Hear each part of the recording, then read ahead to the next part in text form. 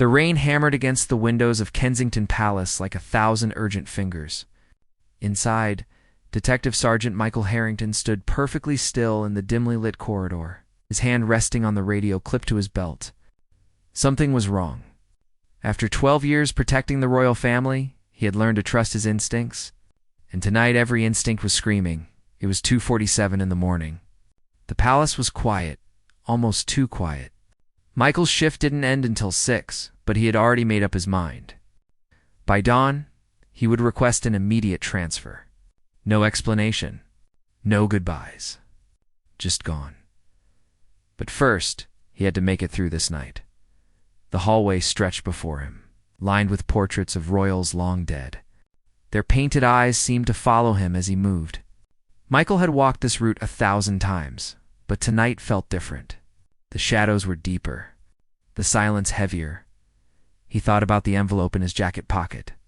Inside was a single photograph, nothing more. But that photograph had changed everything. If you're watching this, make sure you subscribe. You won't believe where this story goes. Trust me, Michael reached the East Wing, where the Princess of Wales had her private quarters.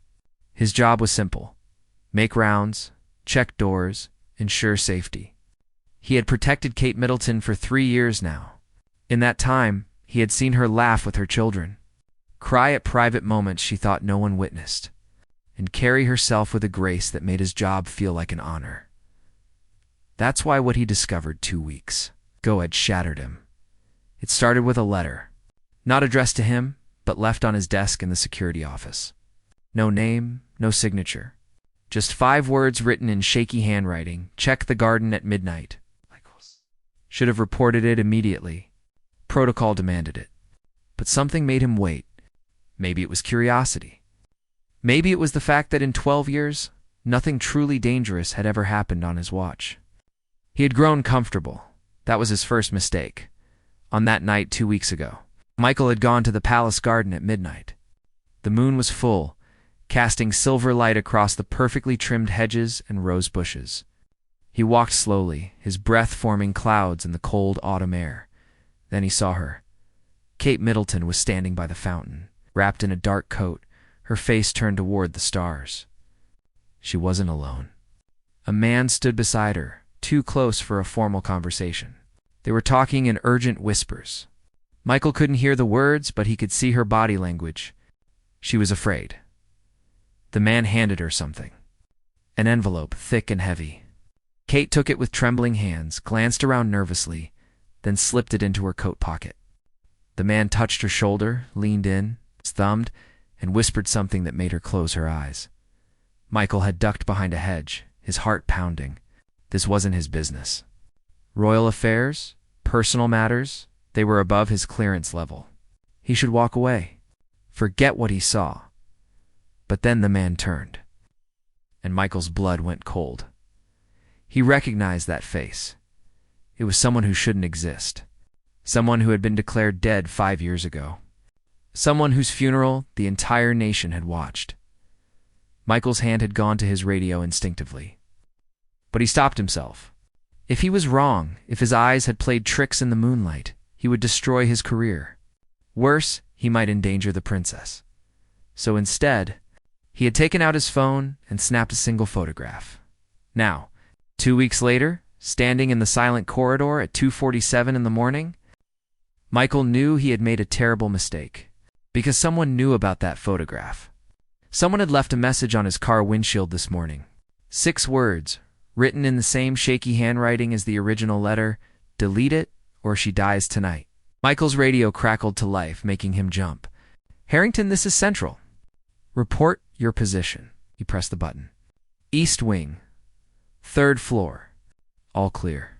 But it wasn't all clear. Nothing was clear anymore. He started walking again. Faster now. He needed to check on Kate. He needed to make sure she was safe. His footsteps echoed on the marble floor, then he heard it. A sound that didn't belong. A soft click, like a door closing very carefully. It had come from Kate's private study. Michael's hand moved to his weapon. He approached the door slowly, every muscle tense. The door was slightly ajar. Light spilled out from the crack. He pushed it open. The room was empty, but the window was wide open. Rain blew in, soaking the curtains and the Persian rug beneath. On the desk sat a single white rose with a note attached. Michael picked it up with shaking hands. The note had 3 words. Time is running out. Michael's first instinct was to sound the alarm. Intruder, breach, emergency protocol. But something stopped him. The white rose. The careful placement. This wasn't a random threat. This was a message meant specifically for him. He closed the window and locked it, then pulled out his phone. The photograph he had taken 2 weeks ago stared back at him from the screen. The man's face was partially shadowed, but there was no mistaking those features. Alexander Pemberton. Former royal advisor, dead since 2019, except he wasn't dead. Michael slipped the phone back into his pocket and left the study, closing the door behind him. His mind was racing. He had 3 choices. Report everything and risk Kate's safety. Stay silent and risk his own life. Or find out the truth before dawn. He chose the third option. The palace archives were located in the basement, accessible only to senior security staff. Michael's clearance got him through the first door, but the second required a code that changed weekly. He knew it because he had memorized every security detail of this building. The archives smelled of old paper and dust. Row after row of filing cabinets stretched into the darkness. Michael turned on his flashlight and moved quickly to the section marked Personnel, Deceased. Found Pemberton's file within minutes. Inside were photographs, employment records, a death certificate dated March 15, 2019. Cause of death, car accident in Scotland. Body identified by dental records. Michael flipped through the pages, looking for anything unusual. Then he found it. A small notation in the margin of the final page, written in pencil, See File 847K. Eyes only, File 847K. Michael had never heard of such a designation. He searched the cabinets but found nothing. Then he remembered something. There was a separate vault, a small room within the archives where the most sensitive materials were kept. He had only been inside once, during his initial training. The vault required 2 keys. Michael had one. The second belonged to the head of royal security, Commander Patricia Wells. She kept it on her at all times, except tonight she was off duty. And Michael knew where she kept her spare. He left the archives and made his way to the security office. The building was still quiet. 3:15 in the morning. The night shift would be making rounds on the other side of the palace. He had maybe 10 minutes. The spare key was hidden in a locked drawer in Wells's desk. Michael picked the lock in 30 seconds, a skill he had learned long before joining royal security. He took the key and hurried back to the archives. The vault door was heavy, reinforced steel. Both keys turned smoothly, and the door swung open with a pneumatic hiss. Inside, the air was cool and dry. Metal shelves lined the walls, each holding boxes labeled with numbers and codes. Michael found box 847K on the bottom shelf. He pulled it out and set it on the small table in the center of the room. His hands trembled as he lifted the lid. Inside were photographs. Dozens of them. Alexander Pemberton was in every single one, always in the background, always watching. The photographs spanned decades. Royal weddings, state dinners, private family gatherings, and in many of them, standing close to Pemberton, was a younger Kate Middleton. But that wasn't all. Beneath the photographs was a folder marked Operation Nightingale. Michael opened it. His blood turned to ice. The first page was a briefing document dated 6 months ago. It detailed a covert protection operation for the Princess of Wales, not protection from outside threats. Protection from something within the royal family itself, according to the document. Kate had received credible threats from an unknown source close to the family. Someone wanted her removed, permanently. The details were vague. But the conclusion was clear. Kate Middleton was in danger, and the threat came from inside the palace walls. Operation Nightingale had been created to keep her safe, without alerting the rest of the family. Alexander Pemberton, who had faked his death 5 years earlier for reasons the document didn't specify, had been brought back as her secret protector. Michael felt the room spinning. Everything he thought he knew was wrong. Pemberton wasn't a threat. He was an ally. And the people who had threatened Michael, the people who wanted that photograph deleted, they were the real danger. But who were they?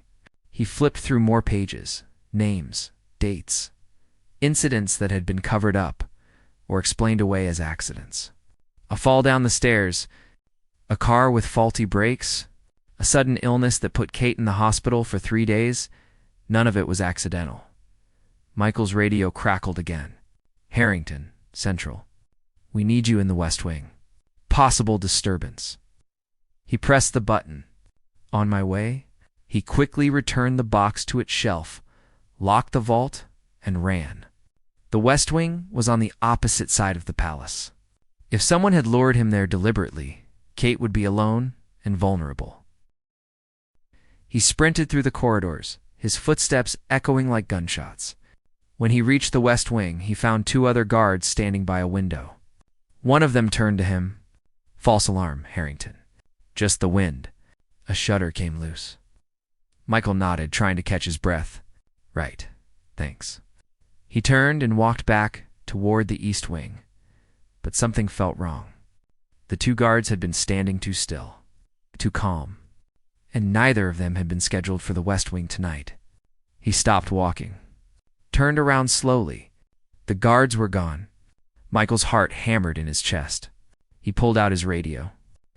Central, this is Harrington. I need immediate backup in the East Wing. Code red. Static. Nothing but static. His radio was being jammed. He broke into a run, pulling his weapon as he moved. The East Wing felt 1,000 miles away. Every second counted. Every shadow seemed to hide a threat. He burst through the door to Kate's corridor and froze. Commander Patricia Wells stood outside Kate's bedroom door. In her hand was a gun, pointed directly at the lock. Commander. Michael's voice was steady, but his weapon was raised. What are you doing? Wells turned slowly. Her face was emotionless. Put the gun down, Harrington. This doesn't concern you. I can't do that. You're making a mistake. You don't understand what's happening here. Then explain it to me. Wells smiled, but there was no warmth in it. You found the vault, didn't you? You know about Pemberton?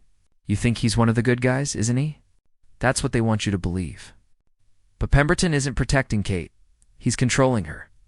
And if she won't cooperate anymore, she becomes a liability. Michael's mind raced. Who was telling the truth? The documents he had found seemed genuine, but Wells was his superior, someone he had trusted for years. Why should I believe you? He asked. Because I'm the only one standing between her and a bullet right now? Before Michael could respond, the bedroom door opened. Kate Middleton stood in the doorway, wearing a robe, her face pale but composed. She looked at Wells, then at Michael. Lower your weapons, she said quietly. Both of you. I'll tell you everything. Kate's voice cut through the tension like a blade. She stepped into the hallway, closing the door behind her. Her eyes were red, as if she had been crying, but her posture was straight. Royal training had prepared her for moments like this. Inside, she said, gesturing to her private study. Now, Michael and Wells lowered their weapons, but kept them ready.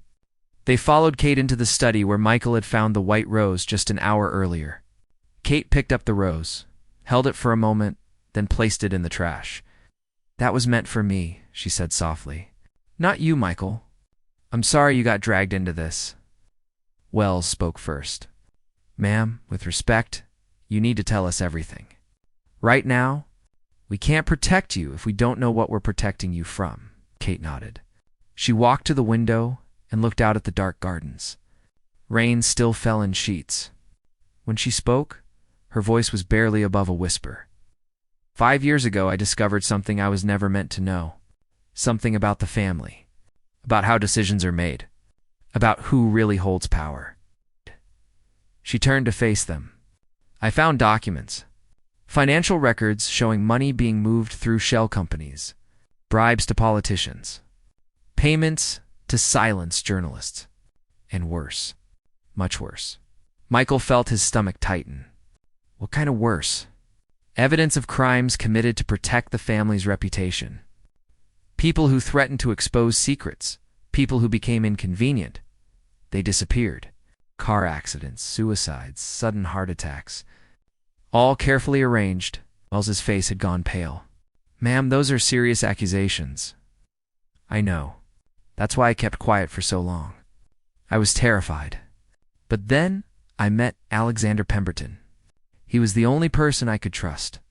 He had discovered the same things years earlier. That's why he faked his death. He went underground to gather more evidence, to build a case that couldn't be ignored." "And the meeting in the garden 2 weeks ago?" Michael asked Dot. Kate looked surprised. "You saw that?" "I'm sorry. I didn't mean to spy. I was following a tip. That tip was meant to expose me. To make you suspicious? They wanted you to report what you saw so they could discredit me. Make me look unstable, paranoid. They've done it before to others who got too close to the truth." Michael's hand unconsciously moved to his pocket where his phone held the photograph. "Who is they?" Kate hesitated. "I can't say. Not yet. Not until we have enough evidence to protect ourselves. But they're watching. Always watching. That's why Alexander comes in secret. That's why we have to be so careful." Wells stepped forward. "Your Highness, I need you to understand something. I'm not part of whatever conspiracy you think exists. But I am responsible for your safety. If what you're saying is true, you need to go public. Immediately, contact the authorities, the press, someone outside the palace." "I've tried," Kate said, her voice breaking slightly. 3 times I've tried to reach people I thought I could trust. A journalist, a member of parliament, even a senior police detective. 2 of them are dead now. The 3rd disappeared and hasn't been seen in 8 months. The room fell silent. Michael felt sick. If Kate was telling the truth, if even half of what she was saying was real, then they were all in danger just by being in this room. "The White Rose," Michael said. "What does it mean?" Kate's face crumpled. "It's Alexander's warning system. White Rose means danger is imminent.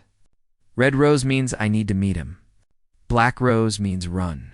Where is he now? I don't know. He was supposed to contact me 3 days ago. He didn't.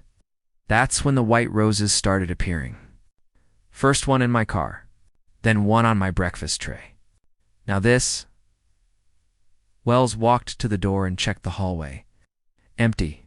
She turned back. "We need to get you out of here, tonight, before whoever is behind this makes their move. I can't leave. My children are here, my family. If I run, they'll use that against me. They'll say I've had a breakdown. They'll take my children away." Michael's mind was working fast. "Then we don't run. We fight, but we need help." "Real help? From who?" Kate asked. "We can't trust anyone inside the palace. And everyone outside thinks I'm just a princess living a fairy tale. They'll never believe me." "What about the evidence Pemberton collected? Where is it?" Kate shook her head. "He never told me. He said it was safer if I didn't know. In case they ever got to me, he has it hidden somewhere with instructions to release it if anything happens to him or to me." Wells cursed under her breath. A dead man's switch. Smart but useless if he's already dead. "He's not dead," Kate said firmly. "I would know. I would feel it." Michael wasn't so sure. 3 days without contact? White roses everywhere. Something had gone wrong. A sound from the hallway made all 3 of them freeze. Footsteps. Multiple people, moving quickly but trying to be quiet. Wells pulled her weapon. Michael did the same. Kate stood perfectly still, her face drained of color. The footsteps stopped outside the door. Then a voice calm and familiar. "Your Highness? It's Dr. Morrison. I was told you requested medical attention." Kate's eyes went wide. She shook her head frantically at Wells and Michael. She had requested no such thing. Wells moved to the door, her gun ready. "Dr. Morrison, the princess is fine." "False alarm. You can return to quarters." A pause. "Then I really must insist on checking her vitals. Palace protocol, especially given her recent stress levels." Michael knew Dr. Morrison. He had been the royal family physician for 15 years. A kind man, trustworthy, or so everyone thought. We need to buy time, Michael whispered. The study has a second exit, doesn't it? Through the library? Kate nodded. But it's locked from the other side. I can unlock it. Go, both of you. I'll handle Morrison. Wells grabbed his arm. You can't stay here. If they're making their move tonight, you're outnumbered. Then call for backup. Real backup. People you trust. I don't know who I can trust anymore. The door handle began to turn. Someone was using a key. Michael made a decision. He grabbed Kate's hand and pulled her toward the library door. Wells followed, walking backward, her gun trained on the study door. Michael worked on the library door lock with shaking hands. Behind them, the study door opened. Multiple sets of footsteps entered. Your Highness? Dr. Morrison's voice was closer now. Please don't make this difficult. The library lock clicked open. Michael pushed Kate through, then Wells. He started to follow, then stopped. On the desk, partially hidden under papers, was Kate's phone. If they left it behind, they could track her location. Use it against her. He grabbed the phone and turned to leave. That's when he saw Dr. Morrison standing in the doorway, flanked by two men in dark suits Michael didn't recognize. Morrison wasn't holding a medical bag. He was holding a syringe filled with clear liquid. I'm sorry, Sergeant Harrington, Morrison said softly, but you've seen too much. We can't let you leave. Michael raised his gun. Stay back. One of the men in suits moved faster than Michael expected. Training took over. Michael fired, but the man was already on him, knocking the gun from his hand. Pain exploded in Michael's ribs as a fist connected. He stumbled backward through the library door. Wells grabbed him and slammed the door shut. She and Kate pushed a heavy bookshelf in front of it. It wouldn't hold long. Run, Wells gasped. I know a way out. Follow me. They ran through the dark library, Kate's bare feet silent on the carpet. Behind them, the sound of the door splintering. Shouts. More footsteps. Wells led them through a maze of corridors Michael had never seen before. Service passages. Hidden routes the family used to move unseen through the palace. They emerged in the basement, near the old kitchens. Wells stopped at a heavy wooden door, covered in peeling paint. This leads to the tunnels, she said. They were built during World War II. Most people don't even know they exist anymore. They come out near the Thames, about half a mile from here. Kate was breathing hard. What about my children? They're safe. They're in the country with your parents. This was planned for when you weren't here. They didn't expect you to come back early. Michael's mind clicked. You knew. You knew something was happening tonight. Wells met his eyes. I got a tip 6 hours ago. Anonymous. It said to watch the East Wing. So I did. And here we are. Who sent it? I think we both know. Alexander Pemberton. Still alive? Still watching. Still trying to protect Kate from the shadows. They heard voices above them. Getting closer. Wells opened the tunnel door. Cold, damp air rushed out. Darkness stretched ahead. Go, she said to Kate and Michael. I'll hold them here. Buy you time. No, Kate said. I won't let you sacrifice yourself. It's not a sacrifice. It's my job. Now go. Find Alexander. Get the evidence. Expose these bastards. Michael pulled Kate toward the tunnel entrance. She was crying now, but she didn't resist. The last thing Michael saw before the darkness swallowed them was Commander Wells standing in the basement, weapon ready, facing the stairs as footsteps thundered down toward her. Then, a single gunshot echoed through the tunnel, and Michael knew they were running for their lives. The tunnel was pitch black and smelled of mold and standing water. Michael pulled out his phone and activated the flashlight. The weak beam barely penetrated the darkness ahead.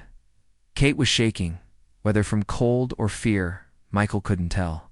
Probably both. He took off his jacket and draped it over her shoulders. We have to keep moving, he said quietly. They'll search the tunnels eventually. Kate nodded but didn't speak. Her eyes were distant, haunted. Michael wondered if she was thinking about Commander Wells, about that single gunshot. They walked in silence, her footsteps echoing against the brick walls. Water dripped from the ceiling. Rats scurried in the shadows. This tunnel had been abandoned for decades, left to rot while the world above moved on, after what felt like hours but was probably only 20 minutes. They reached a fork in the tunnel. Michael stopped, shining his light down both passages. They looked identical. Which way? Kate whispered. Michael had no idea. Wells hadn't given them detailed directions. She'd probably assumed they'd figure it out. Or maybe she knew she wouldn't live long enough to explain. He chose left, because left would take them further from the palace. They walked another 10 minutes before Michael saw light ahead. Natural light. The gray of early dawn filtering through cracks in the tunnel ceiling, they emerged through a rusted metal grate, into a narrow alley behind an old warehouse. The Thames was visible in the distance, the water dark and choppy under the cloudy sky. Rain had stopped, but everything was wet and cold. Kate stumbled as she climbed out of the tunnel. Michael caught her. Her feet were bleeding from the rough tunnel floor. "We need to get you somewhere safe," he said. "Where?" "We can't go to the police. We can't go to a hospital. They'll find us within hours." Michael thought fast. He had friends outside the Royal Security Service. People from his old life before he took this job. But could he trust them? Could he trust anyone? His phone buzzed. A text message from an unknown number, St. Margaret's Church. Confession booth. 1 hour. Come alone, AP. Michael showed the message to Kate. Her face lit up with hope. "It's him. It's Alexander. How can you be sure? This could be a trap. It's a risk we have to take. He's the only one who can help us now." Michael looked at the time. For 52 a.m., they had just over an hour to get to St. Margaret's Church, which was across the city. Without a car, without money, with every security camera and police officer potentially looking for them, we'll have to walk. Stay off main streets. Keep your head down. They moved through the early morning streets like ghosts. London was just beginning to wake up. A few delivery trucks rumbled past. A homeless man slept in a doorway. A woman walked a small dog, not even glancing in their direction. Kate kept the hood of Michael's jacket pulled low over her face. Even exhausted and scared, she was recognizable. One photograph, one social media post, and it would be over. They reached St. Margaret's Church at 5:47 a.m. The old stone building sat quiet and dark, shadows pooling around its Gothic architecture. The front door was locked, but Michael found a side entrance that opened when he pushed. Inside, the church was empty and cold. Rows of wooden pews stretched toward an altar decorated with white lilies. Candles flickered in the silence. The confession booth stood in the corner, a dark wooden box that looked like it hadn't been used in years. Michael approached it slowly, his hand on his weapon. He pulled back the curtain. Empty. He checked the other side. Also empty. "He's not here," Kate said, her voice breaking. "He's not coming." Michael was about to respond when he heard it. A soft cough from behind the altar. Alexander Pemberton stepped into view. He looked older than in the photographs, thinner with gray streaking his dark hair. His face was bruised, one eye swollen shut. He was holding his left arm at an odd angle, possibly broken. But he was alive. Kate ran to him. He caught her with his good arm, and they held each other for a long moment. Michael kept watch at the door. "I'm sorry," Alexander said when they finally pulled apart. "I'm so sorry I dragged you into this. Both of you. What happened to you?" Kate asked. "They found my safe house 3 nights ago. I barely escaped. I've been moving every few hours since then, trying to stay ahead of them. But they're everywhere. They have resources I didn't anticipate." Michael turned from the door. "Who are they exactly?" Kate mentioned a conspiracy, but we need specifics. Names. Alexander's face hardened. "You won't believe me." "Most people don't until they see the evidence. Try us." Alexander moved to one of the pews and sat down heavily, wincing in pain. "It started 30 years ago. A group within the palace, advisors and family members, realized they could use their positions for profit. arms deals, property schemes, insider trading. At first it was small, contained, but power corrupts, and absolute power corrupts absolutely. He looked at Kate. Your husband's family has been infiltrated at the highest levels. Not everyone, of course, but enough. Enough to control information, to manipulate decisions, to eliminate threats. And Kate became a threat when she discovered the truth, Michael said. Yes, but not just any threat. Kate has something they fear more than exposure. She has legitimacy. She's beloved by the public. If she speaks out, people will listen. They can't simply discredit her the way they've discredited others. Kate's voice was quiet. So they decided to kill me instead, to make it look like an accident. A tragic loss that would unite the nation in grief. And in that grief, questions wouldn't be asked. Investigations wouldn't be thorough. They'd have time to clean up, to hide the evidence, to continue operating. Michael felt sick. Commander Wells. Is she? Alexander's face fell. I don't know. I lost contact with her 2 hours ago. If she stayed behind to let you escape, then... He didn't finish the sentence. The church fell silent. Michael thought about Wells, about her courage, about how she had trusted him when she had no reason to. What's the plan? He asked. You said you have evidence. A dead man's switch. Where is it? Alexander reached into his jacket with his good hand and pulled out a small USB drive. Everything is here. Bank records, emails, recordings of conversations, testimony from people who were coerced into participating. It's enough to bring down a dozen people and implicate dozens more, and we release it. Now, send it to every news outlet in the country. It's not that simple. The evidence alone won't be enough. They'll call it fabricated deepfakes, a conspiracy theory.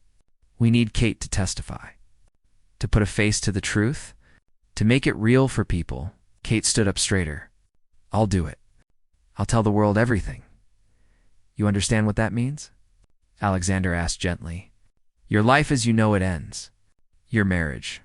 Your position. Your children will grow up with this shadow over them.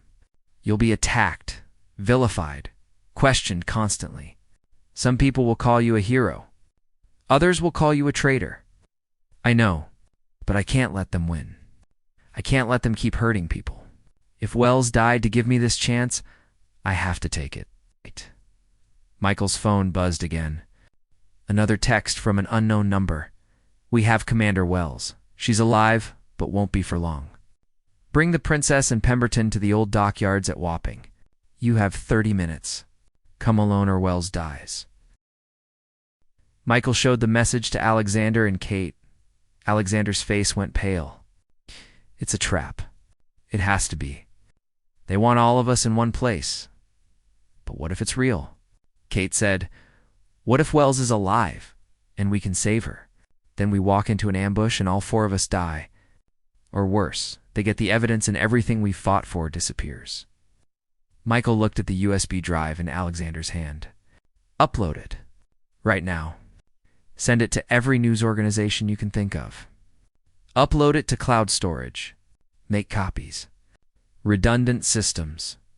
If they kill us, the truth still comes out. Alexander nodded. He pulled out a laptop from a bag Michael hadn't noticed before. His fingers flew across the keyboard despite his injured arm.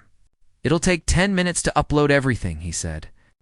The files are large. Michael checked his watch. They had 20 minutes to decide. Save Wells and risk everything. Or let her die and guarantee the truth survives. Kate made the decision for them. Act. We go. We save Wells, but we're smart about it. We don't give them what they want. How? Michael asked. Kate's eyes were hard now, filled with a determination Michael had never seen before. The frightened woman from an hour ago was gone. In her place stood a fighter. We give them me. Just me. You two stay hidden with the evidence. If something goes wrong, you release it immediately. No hesitation. No negotiation. Absolutely not, Alexander said. That's suicide. It's the only way to save Wells and protect the truth. They want me most of all. I'm the prize. Give them what they want, and they might let Wells go. Michael shook his head. I can't let you do that. It's my job to protect you. Kate smiled sadly. Your job was to protect a princess. But I'm not a princess anymore. I'm just a woman trying to do the right thing. And I'm asking you, as a friend, to let me do this. The laptop beeped. Upload complete. Alexander quickly created multiple backups, sending copies to encrypted servers, to trusted journalists, to safety deposit boxes that would auto-release if he didn't check in within 24 hours. Done, he said. The truth is out there now. Even if we all die, it won't stop. Michael looked at Kate, at Alexander, at two people who had risked everything for what was right. Okay, he said quietly. But we do this together. All three of us. And we don't go down without a fight. They left the church as dawn broke over London. Three unlikely warriors heading toward what might be their final battle. The old dockyards at Wapping had been abandoned for years. Rusted cranes loomed against the gray morning sky like skeletal giants. Broken windows gaped in the warehouses. The Thames lapped against rotting wooden posts. The water thick with oil and debris.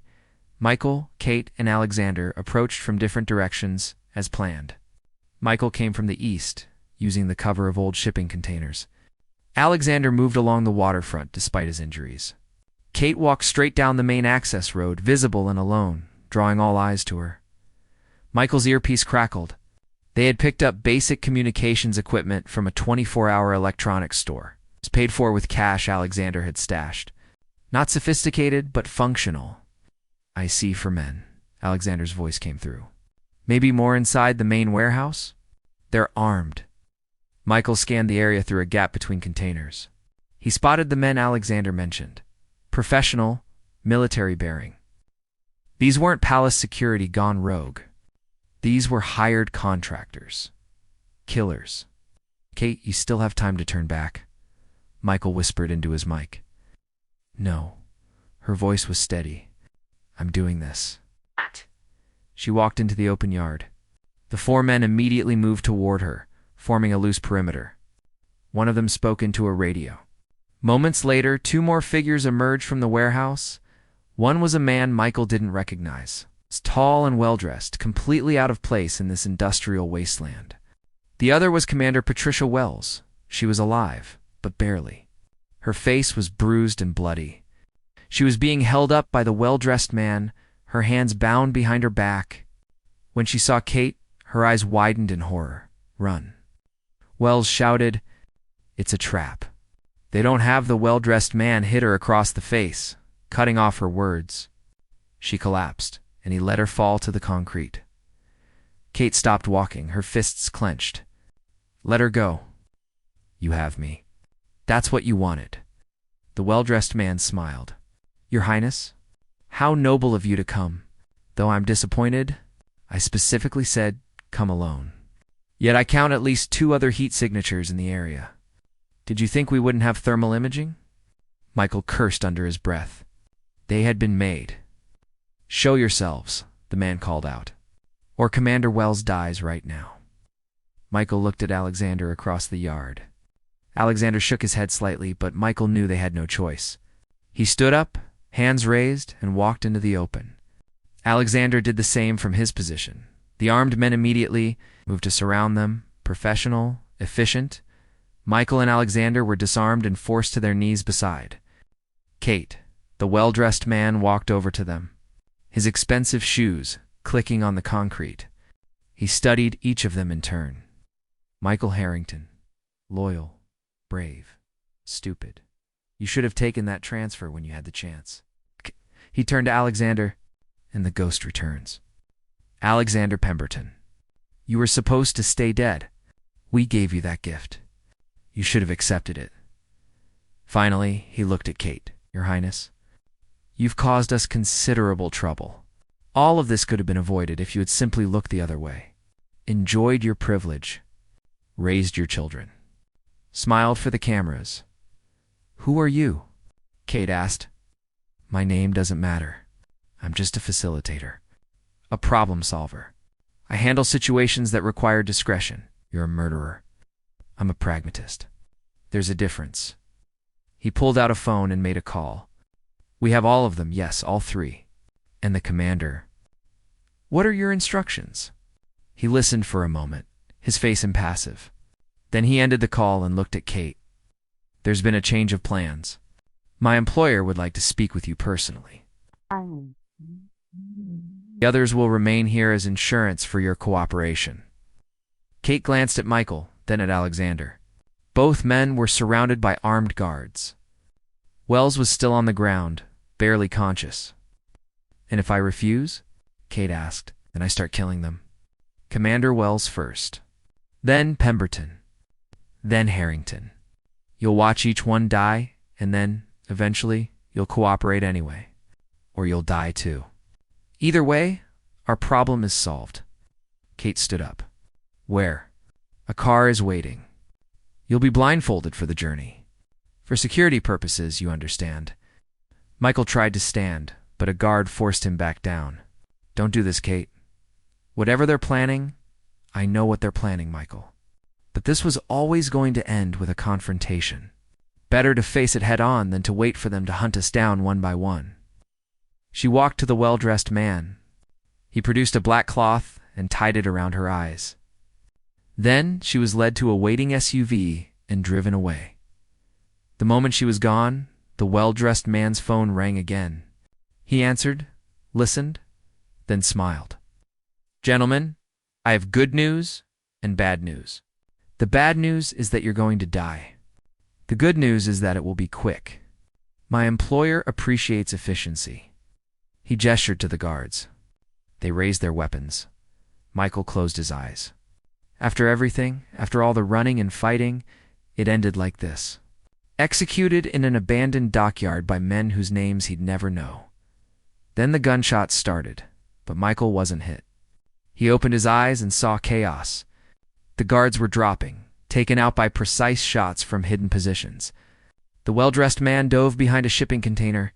Alexander was already moving. Despite his injuries, he rolled to one of the fallen guards, grabbed the man's weapon, and fired at another guard approaching from the left. Michael did the same. Training took over. He grabbed a weapon, found cover, started returning fire. His mind raced. Who was shooting? Who was helping them? The answer came seconds later when a dozen figures in black tactical gear swept into the yard. Not police. Not military. Private security. But whose? The firefight lasted less than 2 minutes. The hired contractors were outgunned and outmaneuvered. Those who could, fled. Those who couldn't were subdued. The well-dressed man tried to run, but was tackled by 2 of the tactical team members. He was zip-tied and forced to his knees. One of the tactical team members removed their helmet. It was a woman in her 50s, with steel-gray hair and sharp eyes. Mr. Harrington, Mr. Pemberton, you're safe now. Michael stared at her. Who are you? My name is Helen Cross. I'm head of Royal Protection. The real head of Royal Protection. Commander Wells was working under my direct orders for the past 6 months. We've been building a case against the conspiracy within the palace, but we needed evidence. You 3 provided that evidence. The files Mr. Pemberton uploaded this morning are already in the hands of authorities we trust. Alexander slowly stood up, still holding the weapon. How do we know you're telling the truth? How do we know you're not part of this? Helen gestured to one of her team members, who brought over a tablet. On the screen was a live news broadcast. The headline read, Explosive Allegations Against Royal Advisors.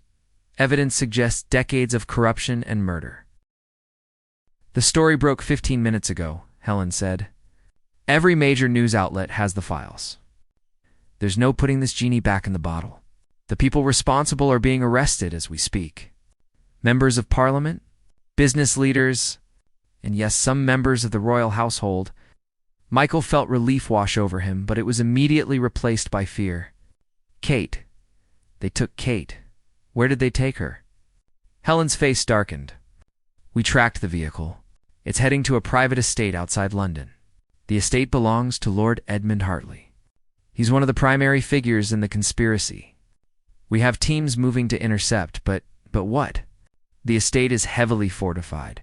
If Hartley realizes he's been exposed, If he knows the evidence is public, he might decide to eliminate the only witness who can testify against him directly.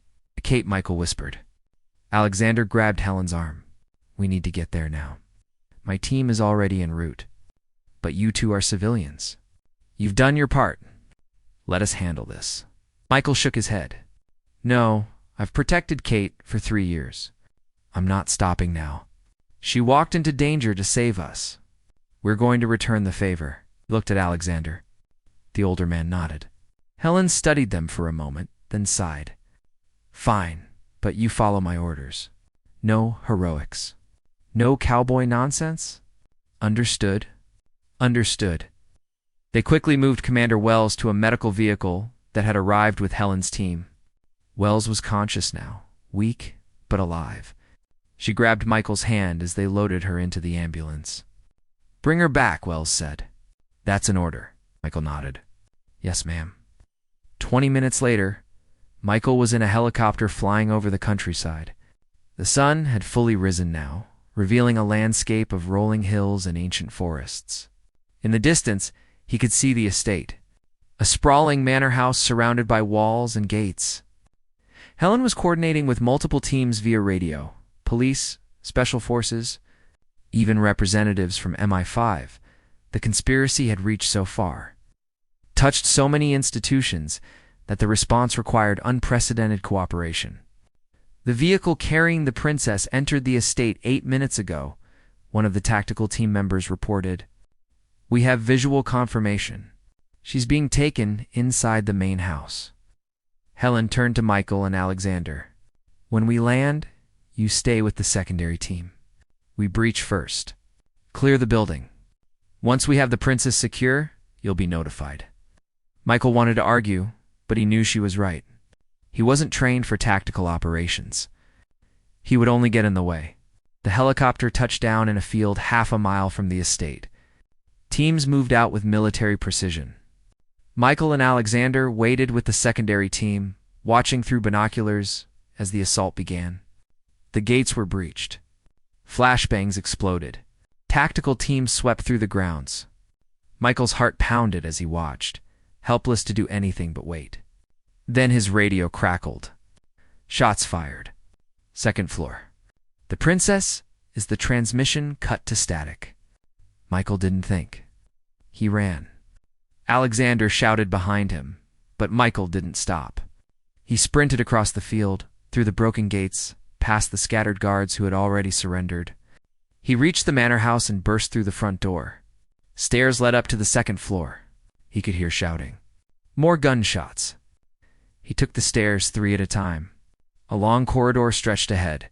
At the far end, a door stood open. Smoke drifted out. Michael ran toward it, his weapon ready. He reached the doorway and looked inside. Kate was standing in the center of an elegant study unharmed. Lord Edmund Hartley lay on the floor, bleeding from a shoulder wound. A weapon lay near his hand. Several of Helen's tactical team members were securing the room. Kate's eyes met Michael's.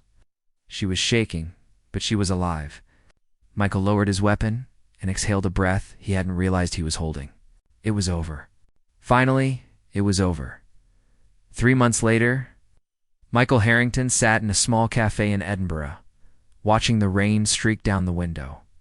The city was gray and quiet, exactly what he needed after everything that had happened. The news played on a television mounted in the corner. Even now, the story dominated headlines. 17 arrests. 6 members of parliament resigned.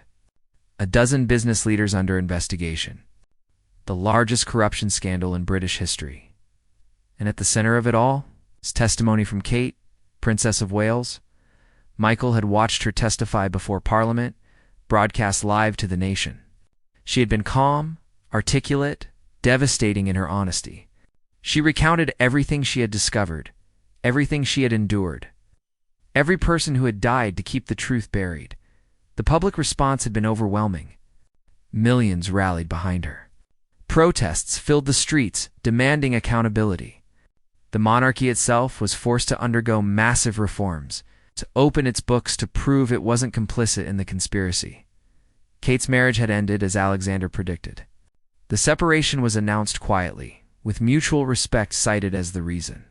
But everyone knew the truth. The wounds cut too deep. Trust, once broken, couldn't easily be repaired. Her children were with her. That had been the most important victory. Despite everything, despite the scandal and shame, she retained custody. They were protected now, shielded by new laws and new oversight that made the old corruption impossible to repeat. Michael's phone buzzed. A text message from a number he recognized. Coffee tomorrow? Same place as last time. AP. Michael smiled. Alexander Pemberton was still recovering from his injuries, but he was alive and adjusting to life in the public eye. His testimony had been crucial, his evidence irrefutable. He was being called a hero, though he deflected such praise whenever possible. Michael typed a reply. I'll be there. He put his phone away and returned to watching the rain. His transfer had been approved, of course. He was no longer part of royal protection. He had submitted his resignation the day after Kate's rescue, and it had been accepted without question. Now he worked private security in Scotland, protecting executives and diplomats. Quiet work. Anonymous work. Exactly what he needed. The cafe door opened, bringing a gust of cold wind. Michael glanced up and froze. Kate stood in the doorway, wearing a simple coat and scarf, her hair hidden under a knit cap. She spotted him immediately and smiled. Michael stood as she approached. She looked different somehow, lighter, as if a weight had been lifted from her shoulders. May I sit? She asked. Of course. Your Highness, just Kate, please? I'm trying to be just Kate these days. She sat down across from him. A waiter came over, and she ordered tea. When he left, she looked at Michael with those familiar eyes, now holding something he hadn't seen before. Peace.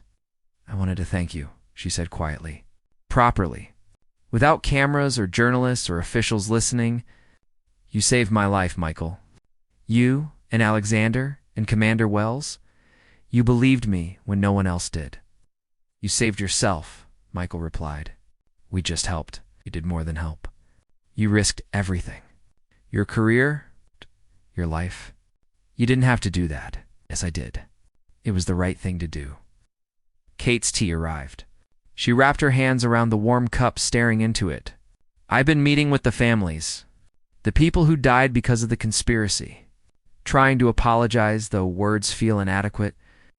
There's a woman whose husband died in what was ruled a car accident 5 years ago. She looked at me and said, at least now I know the truth. At least now he didn't die for nothing. Her voice broke slightly. Michael reached across the table and touched her hand. It gave them closure, he said. That's not nothing, I suppose. But some days I wonder if the cost was too high. My marriage, my position, my children growing up with this shadow. Was it worth it? Only you can answer that. Kate looked up at him. I think it was. Not because I'm glad about what happened, but because silence is its own kind of death. I was dying inside, keeping those secrets. Watching terrible things happen and saying nothing. At least now I can breathe. At least now I'm free. They sat in comfortable silence for a while, drinking their tea and coffee, watching the rain. What will you do now? Michael asked eventually. I saw you're starting a foundation. For victims of institutional abuse, Kate nodded. Someone has to help the people who come forward, who tell the truth and pay the price for it. I understand that price now. I can help them carry it. That's good work. What about you? Are you happy here? In Scotland. Michael considered the question. Was he happy? He was safe. He was doing meaningful work. He slept through the night without nightmares, mostly. That was something. I'm getting there, he said. Some days are harder than others. I think about Commander Wells a lot. About how close we all came to dying. I visited her last week, Kate said. She's retiring. Moving to the coast. She said she's done with secrets and shadows. She wants to spend her time gardening and reading terrible mystery novels. Michael laughed. That sounds perfect for her. Kate finished her tea and stood. I should go. I have a meeting with my lawyers in an hour. The divorce proceedings are almost finalized." Michael stood as well. "Take care of yourself, Kate." She hugged him, surprising him. When she pulled back, there were tears in her eyes. "Thank you, Michael, for everything. For being someone I could trust when trust was the rarest thing in my world.